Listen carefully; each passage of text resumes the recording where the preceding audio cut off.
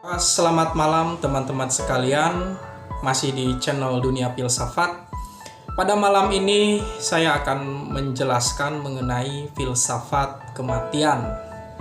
Jadi memahami peristiwa kematian dari sisi filsafat. Jadi tema filsafat kematian berbeda dengan tema kematian filsafat. Dua-duanya memiliki pemaknaan tersendiri. Jadi filsafat kematian adalah menganalisis peristiwa kematian yang dialami oleh manusia sebagai makhluk yang memiliki batas eksistensi gitu kan. Itu bahasa dari Heidegger. Kemudian kematian filsafat adalah berakhirnya narasi-narasi besar, kebenaran yang mutlak, yang universal itu tidak ada. Ini bisa kita dapati dari pemikiran Friedrich Nietzsche, seorang dekonstruksi yang filsafatnya itu menggetarkan Eropa gitu kan.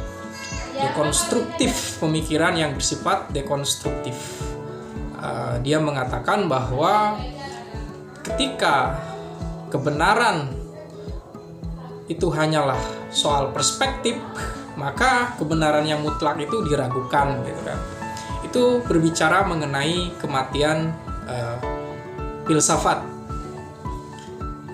Dia mengakhiri kematian filsafat adalah dengan berakhirnya narasi yang paling besar, yaitu bahwa Tuhan sudah mati gitu kan. Dibunuh oleh modernitas gitu kan, oleh manusia yang sudah memiliki otoritas pemahaman mengenai hidupnya gitu kan. Itu berbicara mengenai tentang kematian filsafat. Tapi berbicara mengenai kematian manusia, suatu peristiwa berpisahnya ruh dari raga gitu kan. Bagi para kaum materialis, pasca kematian badan berakhirlah kehidupan gitu kan. Tidak ada lagi kehidupan pasca kematian. Manusia sejak awal adalah entitas material, bagian dari alam semesta ini. Ketika dia mati ya sudahlah gitu kan. Nah, hal ini membuat bingung gitu kan, cemas gitu kan. Manusia bertahun-tahun berjuang ingin mendapatkan ekonomi, kehidupan ekonomi yang baik, ingin punya istri yang cantik, ingin kaya raya, tapi setelah itu mati gitu kan, saat dia mendapatkan atau belum mendapatkan. Ada suatu perasaan cemas gitu kan. Apa sih makna hidup ini kalau berakhir dengan ketidakpastian seperti itu? Sehingga lahirlah pemahaman tentang nihilisme gitu kan. Kita mengalami suatu perjalanan yang nihil gitu kan. Kita mengalami keterlemparan ke dunia ya absurd gitu kan. Ini pemahaman dari Albert Camus, seorang eksistensialis dari Prancis. Ya, hidup ini absurd gitu kan. Absurd. Kita mengalami keterlemparan ke dunia tanpa kita memiliki pilihan gitu kan. Kita hadir sebagai diri kita saat ini, ya kita mengalami keterlemparan gitu. Kita tidak punya kehendak untuk memilih gitu kan. Kita jadi anak orang miskin, kita jadi seorang yang mungkin tampan atau jelek, itu semua keterlemparan gitu. Dan pada akhirnya memang para eksistensialis menyatakan bahwa kita harus menerima gitu kan keadaan kita, atau amor fati lah gitu kan. Tapi memang peristiwa kematian ini menjadi sesuatu yang menghadirkan suatu kecemasan gitu. Karena kematian adalah batas eksistensi gitu kan. Bagi para eksistensialis yang ateis, ya kehidupan manusia ya absurd gitu. Tapi ada perspektif lain misalnya yang menyatakan bahwa agama memberikan gambaran mengenai kehidupan pasca kematian gitu kan. Bahkan memberitahukan bahwa kabar orang-orang yang berbuat baik, mereka yang melakukan kebaikan, mereka akan mendapatkan surga, bahkan bertemu dengan Tuhan ya. Tentu saja pemahaman ini tidak dipercayai oleh para kaum materialis gitu kan. Karena bagi mereka setelah seseorang meninggal yang meninggal tidak datang lagi ke dunia untuk memberikan testimoninya tentang kematian dan alam kematian gitu, berarti itu tidak bisa diverifikasi gitu kan. Jadi peristiwa kematian itu menjadi suatu misterius, tapi perspektif agama memberikan adanya suatu perjalanan rohani atau yang disebut dengan eskatologi. Ya, komitmen terhadap perjalanan hidup pasca kematian ini memang menginspirasi orang gitu kan. Mereka berbuat baik, beramal, berzakat, memberikan hartanya untuk diwakafkan. Itu kan ada semacam komitmen untuk bekal hidup di akhirat nanti lah. Mereka ya ingin, bukan hanya karena alasan kemanusiaan, tapi karena ada alasan suatu nilai transendental itu. Ya, ini sesuatu yang memang bersifat perspektif gitu, kata Nietzsche tadi gitu kan. Memang bagi para eksistensialis yang ateis ya itu tidak mungkin lah. Memang hidup ini absurd gitu kan. Kematian itu membuat kita menjadi tidak bisa membuat pemahaman yang mutlak tentang kebahagiaan gitu kan. Bahagia di dunia, ternyata setelah itu mati gitu kan. Ya, ada satu perspektif yang lain, misalnya Mutahari menjelaskan ya pasca kematian itu adalah kehidupan yang sebenarnya gitu kan. Perjalanan rohani, penyempurnaan gitu kan. Jadi kematian itu bukan hanya sebagai batas eksistensi, tetapi adalah perluasan eksistensi. Ya, tentu saja sampai saat ini belum ada orang yang sudah mati memberikan testimoninya bagaimana kehidupan di sana gitu kan. Apakah menyenangkan atau sebaliknya gitu kan. Peristiwa kematian ini memang menginspirasi tokoh-tokoh besar, misalnya Siddhartha Gautama, seorang pangeran di India yang melepaskan kehidupannya untuk menjadi seorang pertapa. Siddhartha Gautama ini ditakdirkan untuk bertemu dengan 4 peristiwa. Pertama, dia ketemu dengan orang sakit. Dia heran, kenapa ada orang sakit? Kemudian dia bertemu dengan orang yang miskin. Kok banyak penderitaan di dunia ini gitu kan, samsara gitu kan. Setelah itu Siddhartha bertemu dengan orang yang meninggal, yang mati gitu kan. Kok ada kematian gitu? Kenapa? Apakah manusia harus mati gitu? Apakah ada suatu hal yang bisa membuat manusia tidak mati gitu? Kemudian keempat adalah Siddhartha Gautama bertemu dengan pertapa. Dan ini menginspirasi dari Siddhartha Gautama untuk meninggalkan kemewahan dan hidup sebagai pertapa.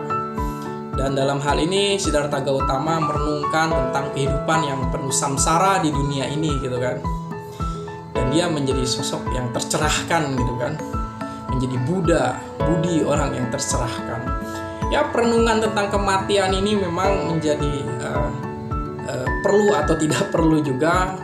Dia akan datang, manusia akan mengalami peristiwa kematian. Ya memang ini kalau keterangan dari agama menjelaskan bahwa ini adalah masih rahasia. Tapi memang apapun itu, Iqbal, seorang filsuf dan sastra itu ya menjelaskan bahwa seorang yang beriman itu adalah menghadapi kematian dengan senyuman gitu. Jadi menghadapi Tuhan dengan senyuman gitu kan. Dan perenungan ini menjadikan kita sedikit soliter ya. Ya, setelah kita bergulat dengan kehidupan, membangun ekonomi, membangun basis massa, membangun sistem politik, kekuasaan. Habis itu kita kembali lagi pada kedirian kita yang otentik sebenarnya. Kita akan mati sendiri gitu kan. Habis itu setiap orang akan memaknai dirinya sendiri berdasarkan kesehariannya gitu kan.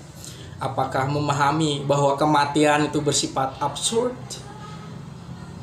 Memaknai kematian sebagai absurd tentu saja adalah memaknai batas eksistensi ini sebagai sesuatu yang kemurungan gitu kan. Ini absurd ya, nggak bisa kita jelaskan gitu kan, nggak jelas gitu, hidup kita ini nggak jelas meskipun kita menjalani dengan secara otentik, tapi setelah itu kita mati, sepertinya sia-sia saja gitu kan. Tetapi perspektif yang lain misalnya dari agama menjelaskan ada sesuatu hidup pasca kematian, yang tentu saja hal ini juga tidak bisa diterima oleh beberapa kalangan. Bahkan dari agama Buddhis menganggap bahwa selama dunia ini masih ada, manusia akan mengalami perputaran reinkarnasi.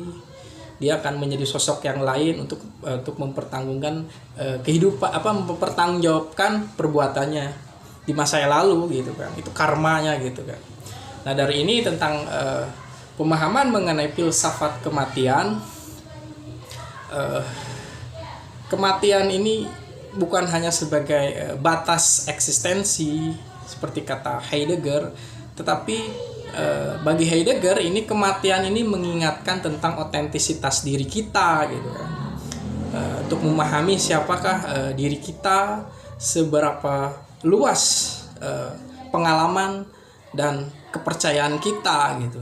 Nah, dari ini kita memiliki berbagai perspektif. Apakah kita akan mengikuti pemikiran para kaum materialis yang menjelaskan bahwa setelah kita mati ini kita akan terurai bersama para mineral-mineral yang lainnya, dimakan oleh ulat, lalu kita menjadi tanah, setelah itu tidak ada lagi pemaknaan. Nah, di sini para kaum agamawan menjelaskan ada penjelasan bahwa pasca kematian tubuh ada pertanggungjawaban, ada alam lain, ada alam perluasan eksistensi ya, alam perluasan eksistensi yang membuat kita mungkin akan lebih bahagia gitu kan. Kita mendapatkan surga, bertemu dengan Tuhan, ketemu dengan para bidadari gitu kan.